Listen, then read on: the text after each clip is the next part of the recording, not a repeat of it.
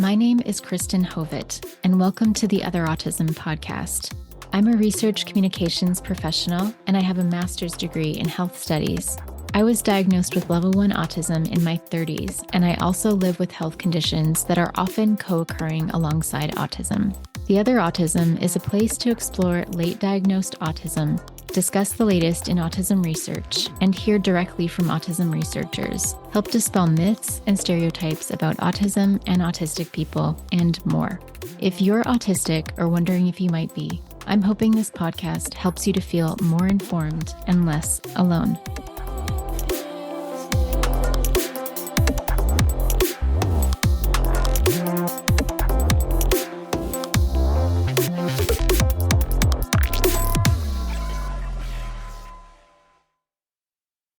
Today, we're talking about the association of autism and interpersonal victimization, especially as it pertains to victimization at the hands of narcissists.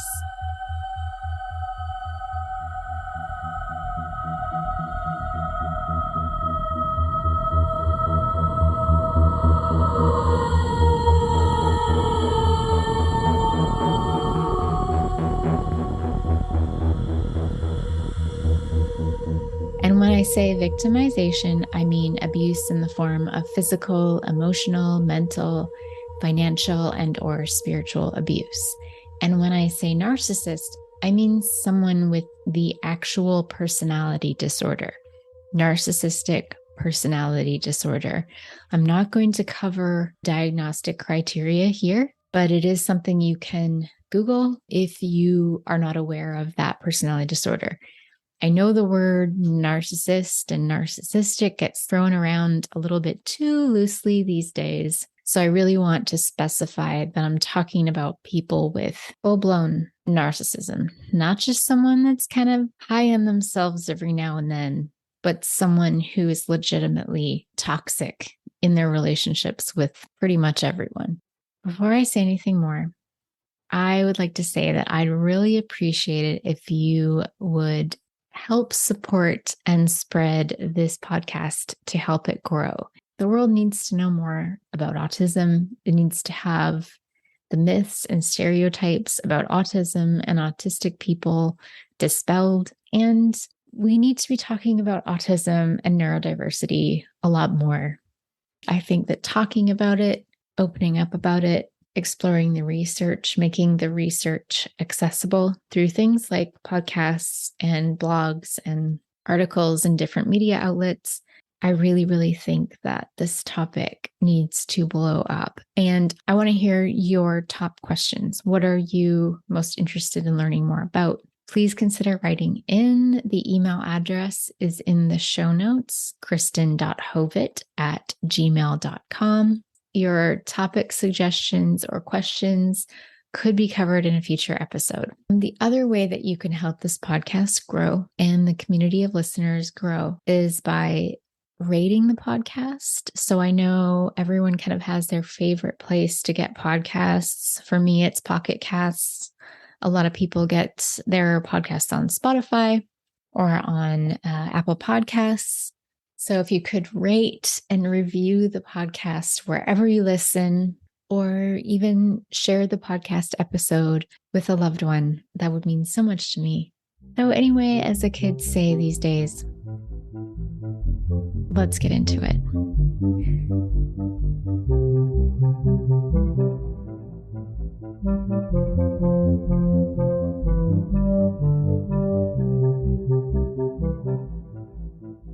I've been involved in the autism community for a few years now, and I've noticed something peculiar, and that is almost every single one of the female autistic individuals that I meet have experienced quite a bit of interpersonal victimization or are currently struggling to get out of a relationship, whether that's romantic, family-based, friend-based, or work-related relationship, where they're being subjected to unfair or downright abusive treatment. I mentioned females because I tend to befriend more females than males, but I'm sure there are many male autistic individuals in these same situations. This is just such a very common, widespread experience. that when I'm talking to autistic friends and I'm talking about like my experience with this, everyone's like, oh yeah, me too, me too, me too. It's definitely one of those. Whereas when I talk about these things with non-autistic people, it's more like, oh wow, like that's horrible. Like there's not the same level of shared experience. This pattern that I've recognized and that many others have recognized is well supported by findings of clinical experts who work with autistic people and or who work in autism scholarship and research. For example, research by Andrea Roberts, Mark Weiskopf, and their team found that the more autistic traits a female individual has, the more likely she was to be abused since childhood, and the more likely she was to have developed PTSD, post-traumatic stress disorder, compared to those with no or very few autistic traits. Higher exposure to childhood abuse, specifically, they found, accounts for about 1/3 of these individuals' higher risk of PTSD. The researchers state that, quote, our findings suggest that children exhibiting even subtle deficits in social information processing may be at risk for childhood abuse, end quote. And this vulnerability can be seen to be sustained across the life course, in other words, for their entire lives. There's many hypotheses for why that is. Like if a child has autistic traits, like what makes them bigger targets for predators? Lots have been written on this. There's no like concrete reasons. There's more like theories, hypotheses. From personal experience as an autistic person who was diagnosed in adulthood in my 30s, my own social information processing issues are largely attributed to everything that goes on in social interactions and are largely related to seemingly unrelated things like how much sleep I've had, how sensorially overwhelmed I am, and how many people I'm interacting with. I attribute not being able to respond to some cues in real time to the information highway in my brain being overly crammed with content. Essentially, I get a bottleneck of cognitive and sensory information. And so my response time slows down, like really slows down. So sometimes I react, but like way after the things happened. And sometimes I tend to fixate or overly focus on certain content coming in socially, and I might miss red flags or let them slide, or I'm not reacting to the red flags quickly enough. By the time I do, it might be too late. I might have already let this person in. I might have already given them too much information, and then it's too late. Knowing that this puts me at greater risk of being abused is helpful, but honestly, I wish I knew this a lot earlier. So one of the downsides of being diagnosed later is that, like growing up the way I was with my brain, with my autistic brain, I just thought everyone must experience this, but no, they don't apparently. Since autism typically runs in families, with siblings and parents of autistic children often being autistic or otherwise neurodivergent themselves, these susceptibilities can be huge blind spots in entire family systems. What I mean is that members of these family systems are often abused, have or have had PTSD, and have experienced a great deal of interpersonal violence themselves, including victimization, bullying, and other antagonistic treatment. These experiences are normalized, I guess you could say, and therefore the entire family unit can be blind to these things for decades, and sometimes sadly for generations. Unless a person has a lot of experience with other families and other communities and social systems that are very different from their own, they're not going to see that the things they're experiencing are different, or they're not going to necessarily be aware that what they're experiencing is abnormal or wrong. Tanya Marshall, an award-winning author on autism in females who has worked with thousands of neurodivergent people, states that neurodivergent people are more susceptible to attracting toxic people. Autistic individuals of all genders can be susceptible if they have the following traits. They're super sensitive, they're super empathic, intuitive, and or exhibit codependent traits. Autistic people tend to take people at their word. In other words, they believe them when they say something. They tend to dislike conflict and will let a lot slide. They'll let people get away with a lot of bad behavior, in other words, and they may lack assertiveness unless they've been trained in this area, either by a family member, friend, teacher, therapist, and so on. This can make them prime targets, Marshall says, for narcissists and psychopaths. And I would add to that, like anyone who is a predatory type or looking to take advantage. A recent research article by Sarah Griffiths, Simon Baron-Cohen, and their team states that autistic adults are more vulnerable to sexual and physical abuse and discrimination, which can lead to depression, anxiety, and or other mental health challenges.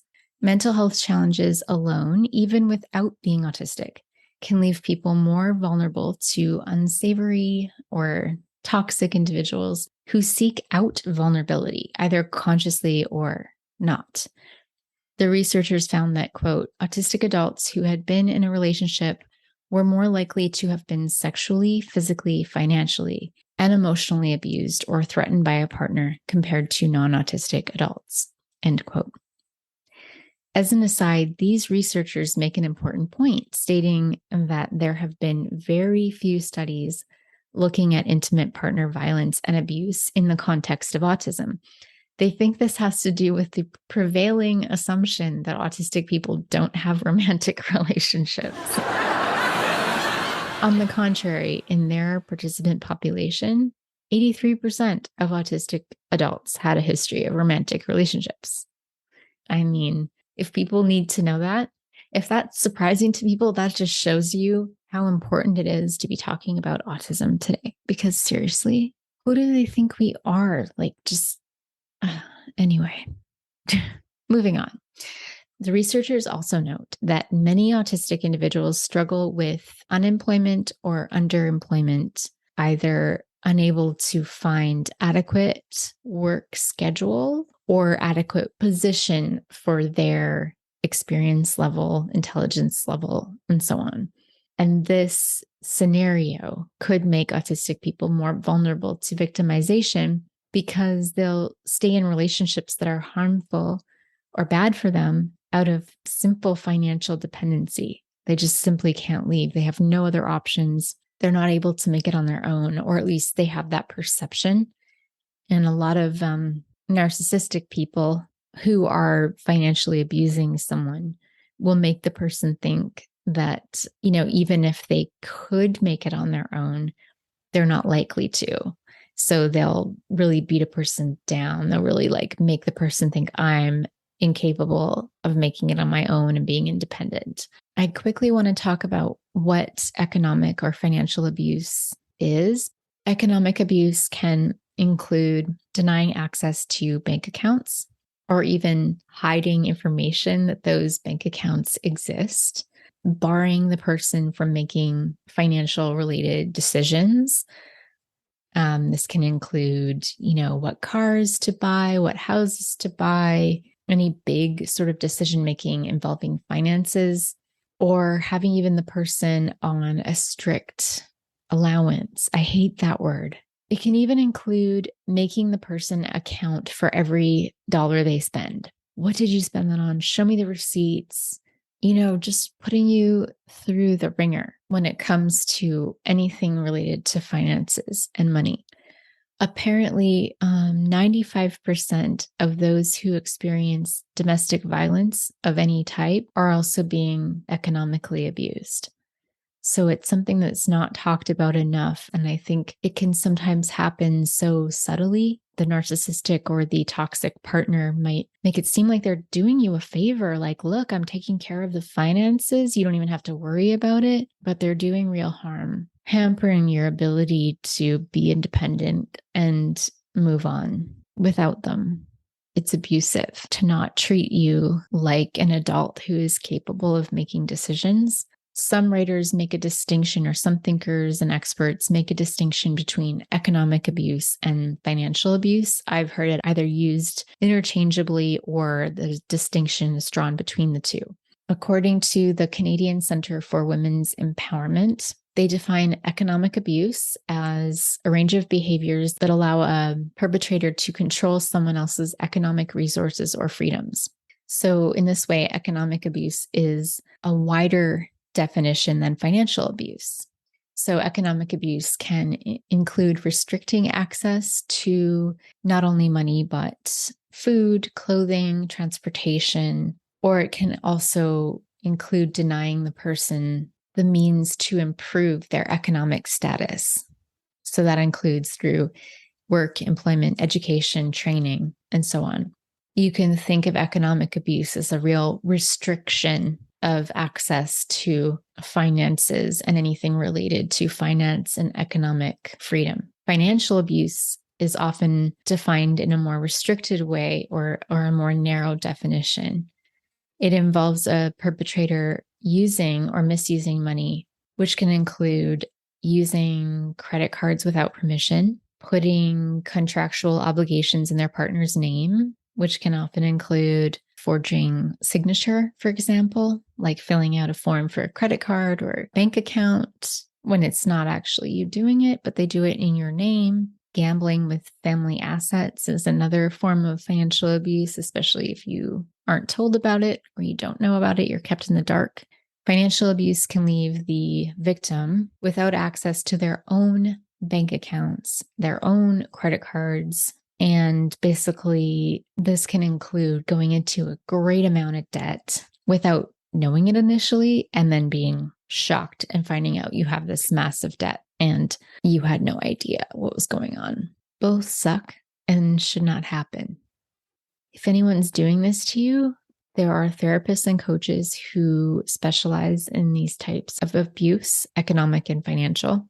So definitely get help as soon as you recognize that this might be happening to you. And, if you're stuck paying off tens of thousands of dollars of credit cards or picking up the pieces of, a sabotaged career path, a sabotaged educational path because of these abusers, you're going to have to play a lot of pickup and your life is going to be spent for a long, long time picking up the pieces from this abuse.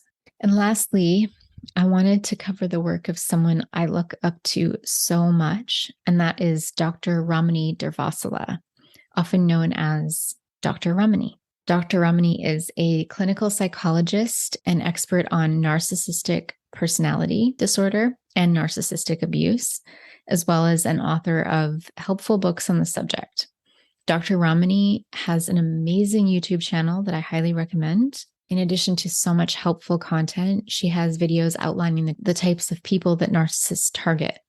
They target those who are overly empathic, who tend to want to rescue others, who tend to be optimistic or try to see the good in everyone, who tend to forgive others easily, maybe too easily, who have had a parent or close family member with narcissism or strong narcissistic traits, who have a history of trauma, who have experienced recent or many life transitions, who may be in a rush to settle down and have the marriage and family that their own family members and friends might be pressuring them to have, and or marginalized people who have internalized oppression and prejudice against them. I know autistic people tick many of these boxes. Dr. Ramani also recently came out with her own podcast, which is separate from her YouTube videos. I am definitely subscribed, and it is called Navigating Narcissism with Dr. Ramani. Dr. Ramani has so much content about everything related to narcissism, narcissistic personality disorder, the different types of narcissists there are. This is a topic that I feel is not addressed enough. Some researchers have covered it, but in terms of reaching the clinical community, it's going to be hard to find a therapist who knows how to look for these issues. The hardest thing is if you have a partner who is narcissistic and you go to a couples therapist. I would say most couples therapists don't know how to recognize narcissism or see through the narcissist's tricks. They do have tricks to avoid being seen, to avoid being called out for issues, their weaknesses, their problems, and to avoid having the ways that they abuse others made evident. Only someone who's very well trained to see through the tricks, will be able to recognize it. Couples therapy, if you just take someone who's autistic, a relationship with someone who's narcissistic, a very common dyad, and they go into couples therapy, the couples therapist is usually trained to see all problems as 50-50. It's 50% his problem and 50% her problem, or 50% their problem and 50% their problem. And so you guys just need to work it out, just communicate better. In this situation, it can really backfire, and it can make the autistic person stay in the relationship a lot longer than is healthy. I mean, the relationship is already definitely not healthy, but going to a couples therapist can really, really complicate matters and send up hurdles in getting real help, especially if the autistic person has not been able to recognize that the other person is narcissistic yet. And they're still coming at it from like a perspective of, we can make this work. All we have to do is, go to couples therapy and work out our problems and work out our communication issues and blah, blah, blah, blah, blah. No. If the person is abusive and they have a personality disorder, it's best to leave. No amount of couples therapy is going to fix it. Next time, I plan to talk about autism and post-traumatic stress disorder. Are autistic people more likely to develop post-traumatic stress disorder? And if so, why? Until next time, bye.